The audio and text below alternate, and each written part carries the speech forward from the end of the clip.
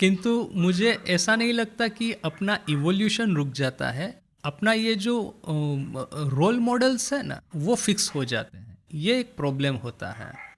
एक बचपन से ही हम जिस रोल मॉडल को देखते आ रहे हैं उसमें हम फिर अब जैसे देखिए ना, ऐसा नहीं है कि अपने भारत में साधु संत और मंदिर या आश्रम की कमी है, किंतु कॉलेज में जाने के समय या कॉलेज के पहले या बाद में किसके मन में आता है कि चलो एक बार जाके देखते तो हैं कि यहाँ पे हो क्या रहा है।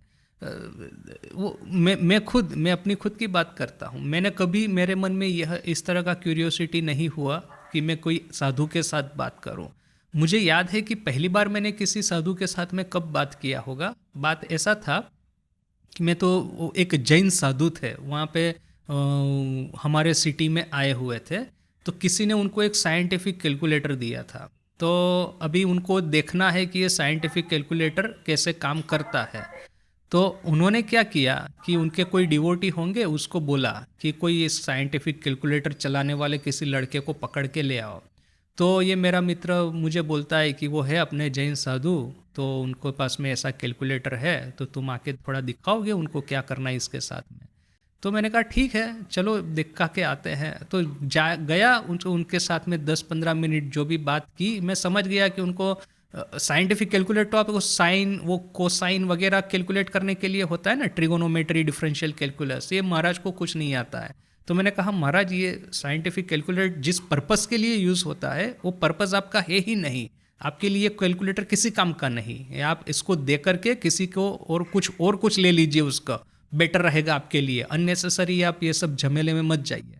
तो महाराज भी मान गए कि हाँ हाँ वो ठीक ही कहता है। तो ऐसा वो 10-15 मिनट बात हुआ, फिर मैं निकल आया। मुझे अभी भी याद है कि मैंने एक सेकंड के लिए भी मेरे मन में ये क्यूरियोसिटी नहीं हुआ कि मैं उनको पूछूं कि आप इस तरह से क्यों रहते हैं, आपने क्यों घर छोड़ा। और ये तो दिगंबर साधु थे, तो दिगंबर रहना यानी कितनी बड़ी तपस्या है। तो मैं एक सेकंड के लिए भी नहीं सोचा। उस समय ऐसा बैठ गया था ना सब मेरे माइंड के भीतर में कि ये जितने साधु बाबा जी ये सब झूठे लफंगे हैं। तो ये भयानक एक सेक्युलरिज्म अपने सोसाइटी में चलता है।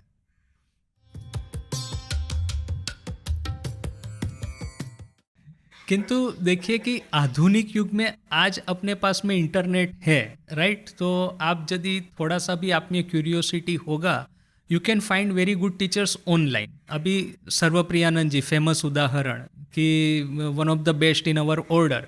तो यदि आप में थोड़ा सा भी क्यूरियोसिटी है, you can find your solution. वो भी एक आज के युग ने एक सुविधा कर दी है।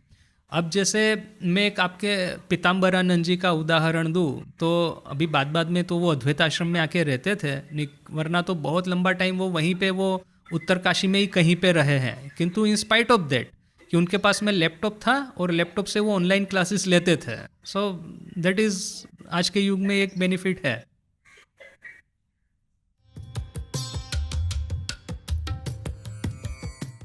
पूर्ण का उदाहरण, जैसे कि पूर्ण का उदाहरण आपने जैसे ठीक ही कहा। अब जो जो लोग साथ में रहते हैं उन्होंने तो एकदम ठीक कर दिया है। एक दूसरे का जो मने उद्दीपनामयी जो नरेन की वाणी, एक दूसरों का एग्जाम्पल कि अभी संसार में वापस नहीं जाना। किंतु ये पूर्ण था तो वो उसकी माँ ने उसकी शादी भी करवा दी, वो बिछड़ भी गया, मने वो कम्युनिटी का पार्ट नहीं हो पाया बोल करके उसकी शादी भी हो गई, घोर संसार में उसको डूबना भी पड़ा। So that is one benefit of community. You are perfectly right.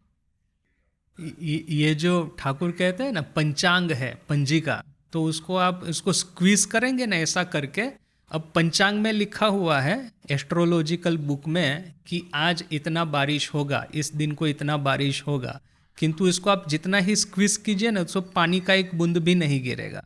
किंतु वो पंचांग पढ़ कर के जो ज्योतिष होते हैं उन लोगों के पास में आप जाएंगे तो उनके साथ में बात करना आपको बड़ा अच्छा लगेगा। सो ऐसा धर्म किताब जो है वो रस से भरी हुई है, किंतु सिर्फ किताब का अपना इंपॉर्टेंस नहीं है। जो किताब को पढ़ के जिसने आत्मसात किया है उसका आप सत्संग कीजिए, और फिर उनके आसपास में जो कम्युनिटी बिल्डअप होता है, you be a part of that community, और फिर देखिए कि इस रस का आपको कितना आनंद आता है।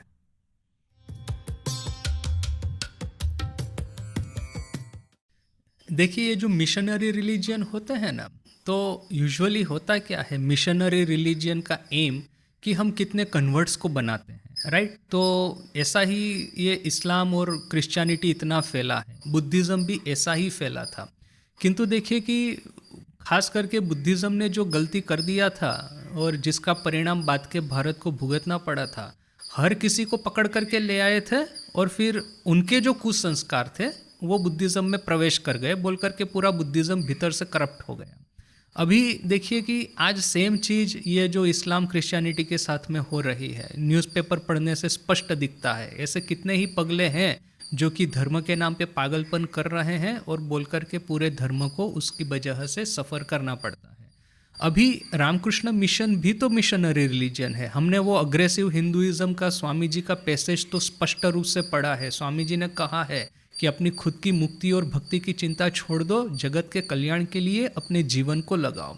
किंतु यहाँ पे एक बात है कि Ramakrishna mission is not a missionary religion in the sense Buddhism, Christianity और इस्लाम।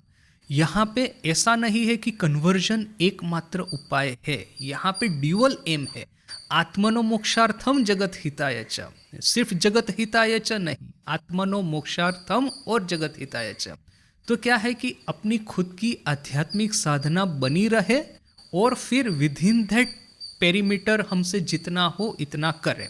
बहुत सारे लोग दूसरे धर्मों में जैसा होता है कि मेरी खुद की आध्यात्मिक साधना भले ही विफल हो जाए, भले ही चाहे मेरे में करप्शन प्रवेश कर जाए, मेरा सक्सेस इतना ही है कि मैंने पूरे गांव को कन्वर्ट करवा दिया। तो that is not our aim. हमको अपनी साधना जो है रेगुलर मेंटेन करनी है और फिर ऐसा करके हमारे जो कांटेक्ट में जितने लोग आते हैं उनको फिर हमको ये सब शेयर करते रहना है। जैसे मैंने पहले भी कहा था कि राजकोट में ये अच्छा एक अपना ट्रेडिशन है कि जो राजकोट के हेड होते हैं वो किताबें तो बेचना है, तो फिर उन्होंने ये उपाय लगाया है।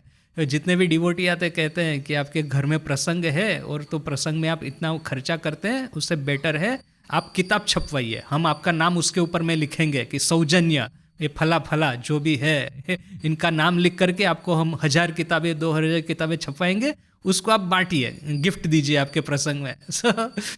इसमें क्या होता है कि विद इन योर आध्यात्मिक साधना हमको जितना हो सके अवश्य करना है। और ठाकुर का उदाहरण है, वो दीवार पे चढ़ के देखते हैं वहाँ पे बहुत अच्छा मेला चल रहा है तो हा हा हा करके वहाँ पे जंप लगा देते हैं, फिर वापस ही नहीं आते। देखिए सर्वप्रियानंद जी का कहेंगे कि परफेक्ट बैलेंस है, क्योंकि मैंने उनको ट्रेनिंग सेंटर में देखा था और ट्रेनिंग सेंटर हालांकि वो आचार्य थे किंतु वो एक ऐसी जगह है ना कि आपकी जितनी भी सुपरफिशियलिटी जो है ना उसको एक्सपोज करके रख देगी। बहुत ही हार्ड जगह है वो। तो वहाँ पे मैंने उनको एकदम बैलेंस मेंटेन करके लाइफ लीड करते देखा था। उस समय मुझे मैंने पहले एक ही सप्ताह में देखने के उस समय उनको कोई नहीं पहचानता था, वो बस टीसी के एक आचार्य है ऐसा ही। किंतु विद इन 1 वीक में समझ गया कि उनका फ्यूचर जो है ना बहुत ही ब्राइट है। देखिए मैं कहूँगा, सबको कहूँगा कि वो जो छोटी छोटी पॉकेट बुक्स है ना अपने मिशन की, शक्तिदायी विचार है, अभी जैसे मुझे तो गुजराती किताब के छोटी किताब का नाम पता है, बंगाल में तो मैंने सब बड़ी बड़ी किताबें ही पढ़ी है, किंतु आप कोई भी बुक स्टोर में जाइए वो पॉकेट बुक्स आपको मिल जाएगी। उसको आप 15, 20, 30, 40 अपने घर में रख दीजिए, जो भी उपयुक्त कैंडिडेट लगता है उसको गिफ्ट में दीजिए। This much you can do.